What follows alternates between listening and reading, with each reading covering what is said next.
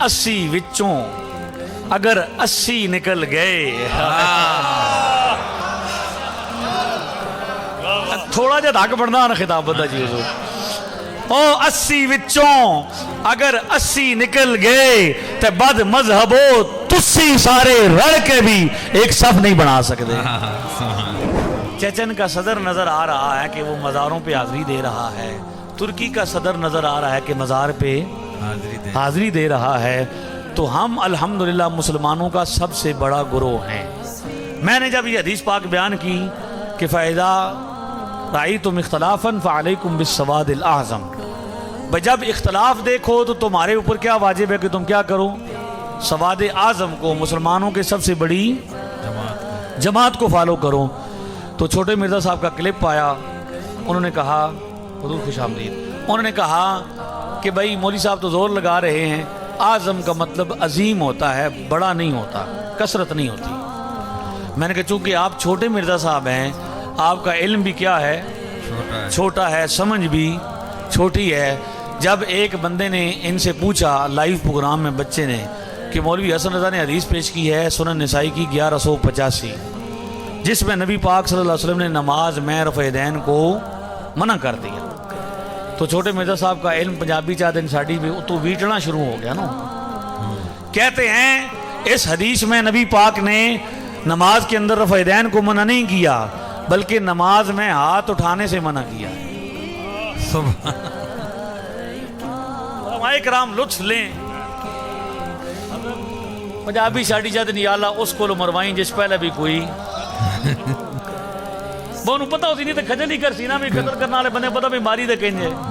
हालत ये है कि हमें उन लोगों को बताना पड़ता है, जवाब देना पड़ रहा है हमारे नादान, बाज नादान बच्चों की वजह से।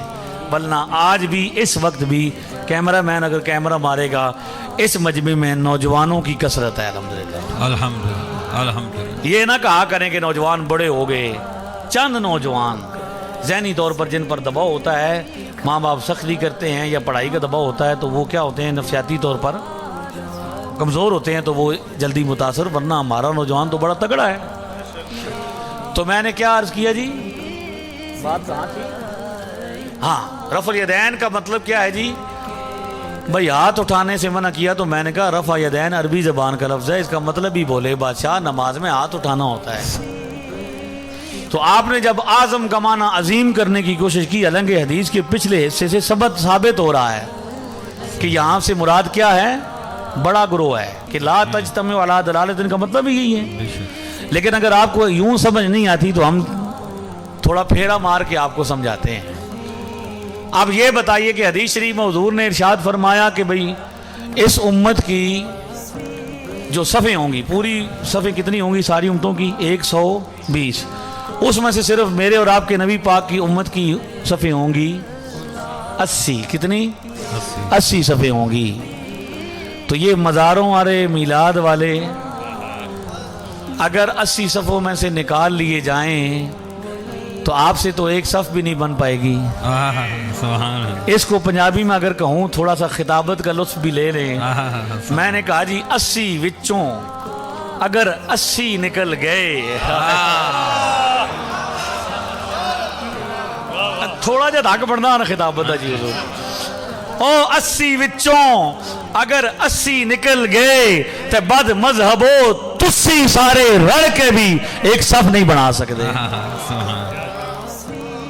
ठीक है, हम आले सुन्नत पहली सदी के मुसलमान हैं।